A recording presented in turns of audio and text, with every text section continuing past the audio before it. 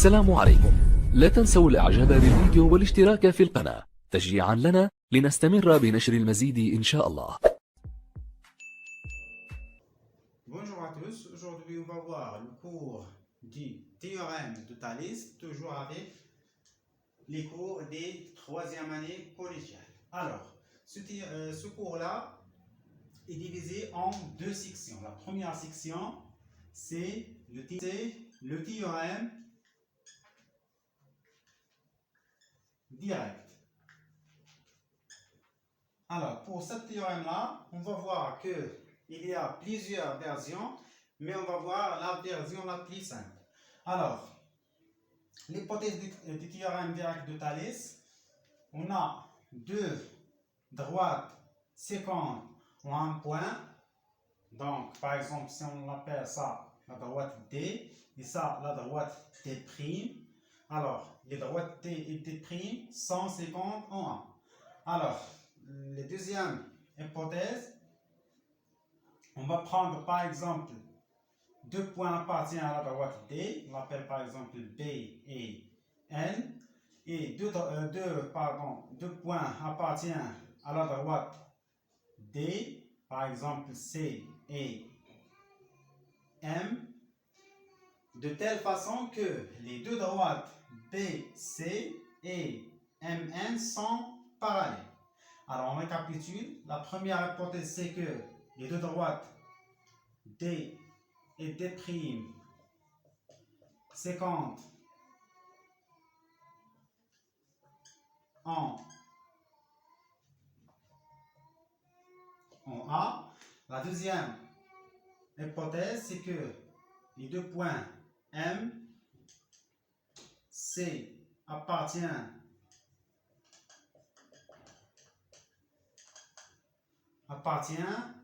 à la droite D. Et la deuxième, toujours N et B appartiennent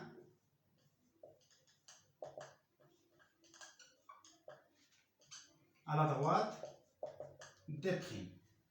Donc, la troisième séquence, la troisième hypothèse de ce théorème-là, c'est que ces points-là sont de telle façon appartiennent à D', de telle façon que les deux droites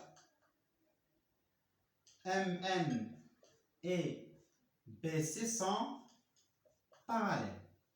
Alors, si on a ça, alors la conséquence de ce théorème, c'est que on aura quoi? Les distances AM sur AC égale AN sur AB égale encore MN sur BC. On écrit ça, donc AM sur AC égale AN sur AB égale MN sur BC. Alors, comme vous voyez ici, on a la version la plus générale. Alors, on va voir encore une autre disposition des points A, B, C, M et N. Donc, de telle façon, on va changer l'ordre de ces points. Toujours, on va prendre deux droites séquentes en A, D et D'.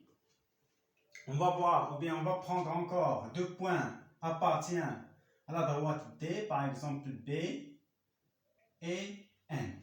Et deux points appartiennent à la droite D, C et M. De telle façon que ces points-là sont bien forment deux droites parallèles, c'est-à-dire les deux droites BC et MN sont parallèles.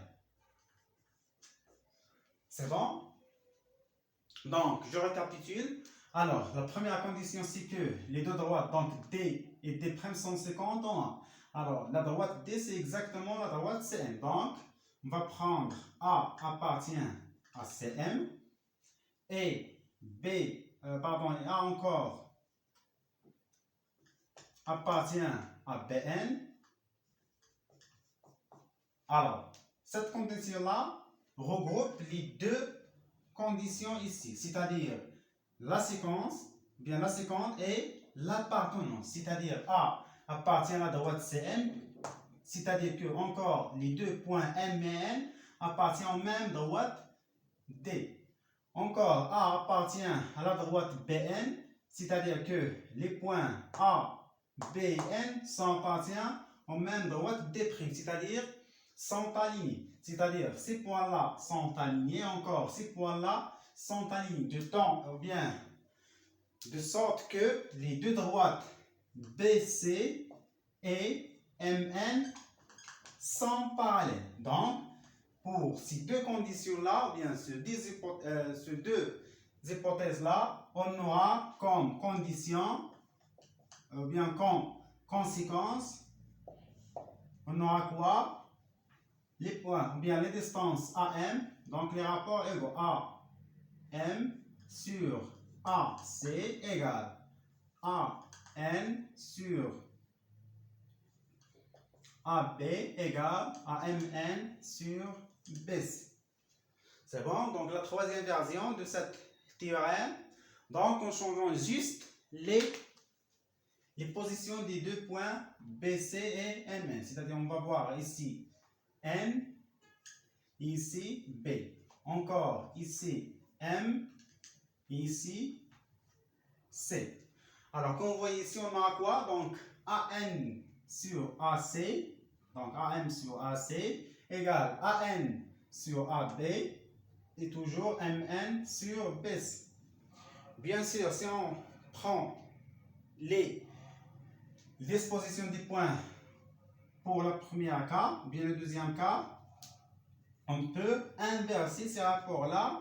Donc on inverse le premier rapport, on inverse le deuxième rapport et on inverse le troisième rapport. C'est-à-dire on aura AC sur AM égale AB sur AN égale BC sur MN.